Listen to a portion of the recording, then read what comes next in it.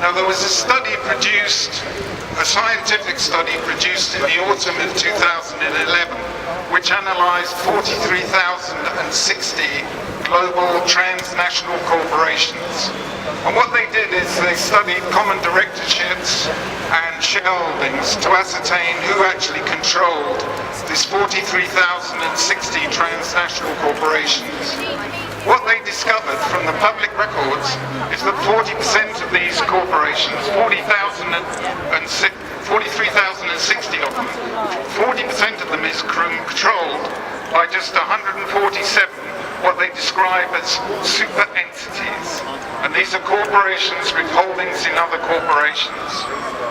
Of those 147 super entities, the top 45 of the top 50 are financial.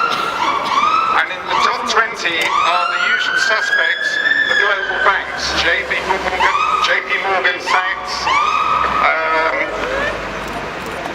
JP Morgan, Goldman Sachs, Barclays and others.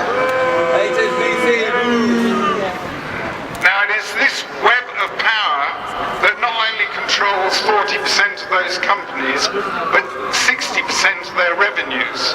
Now what that means is they effectively control global business.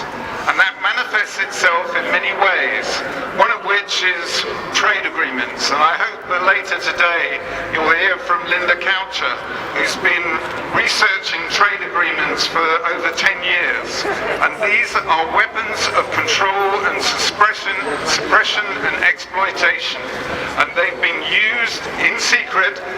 They're drafted by the corporations with the connivance of the European Union and all the other so-called governmental bodies, and they're drafted by them, they're negotiated in secret, and then they are implemented in all those countries that sign up to them. And if we sign up to, say, for example, the US-EU Free Trade Agreement, it completely removes any possibility to stop the privatization, the wholesale privatization of the NHS. And it's vital that we understand these things. The problem is, the BBC and all the other media that should be exposing this on our behalf are silent on the issue. They report when they are signed, but they tell us nothing at the negotiations. For the state. Sorry? For the state. And one manifestation of the secrecy is that at the moment in America they are negotiating something called the Trans-Pacific Partnership. And this is an agreement between America and a bunch of Asian nations, which I can't remember off the top of my head, but there's a whole heap of Asian countries. Now there's a senator in America called Ron Wyden, who tried to find details of this agreement that was being negotiated on behalf of the American people. And he, as an elected representative of the people, could not get access to those agreements and what was being discussed. So this is a completely non-democratic, despotic mechanism to impose control on people around the world, and they're being negotiated on our behalf, and the BBC and all the other news media are silent on this issue.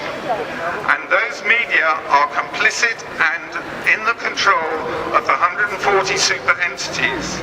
Now behind those 140 super entities are quite likely a much narrower range of people. And the reason for that is that behind the shareholding registers are nominee companies and trusts. And it's very difficult to find the beneficial owners of these entities. If you've got a nominee company, all that shows on the register is the name of the nominee company. You don't know who holds the nominee company. But over the years of research that I've done, and looking at around the public records that are available, news stories, etc., I suggest to you that concentration of ownership is actually within the hands of a very small number of family dynasties. Rockefellers, Rothschilds, Morgans, Vanderbilts, Wahlbergs, Morgans. There are a number of families that control these corporations, and these people are never seen in the public face, but the corporations are the means by which they implement their power and attract yet more wealth and power to the top of the pyramid. That is the way the world works. You will not learn this from the mainstream media. You certainly won't learn it from the BBC. And therefore you need to go out and look for information. And there's so much misinformation, you've got to work hard to work out what's true and what's not true. But you must rely on your own judgment. Don't accept the word of other people. Anybody who holds themselves out as a minister of truth needs to be suspected, because you shouldn't even believe what I say. You need to judge for yourself. So all I say to you is use not your emotion, but your cognitive process to work out what is going on. That way we have a chance of changing the world from the bottom up, as Occupy and other groups around the world wake up to the reality of the power structures that control us. Thank you.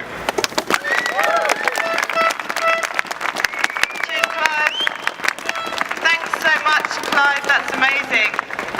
So now it is question time, people. So if you have a question, could you come and stand over here, or just make yourself known to me so that I can make sure that you get to speak.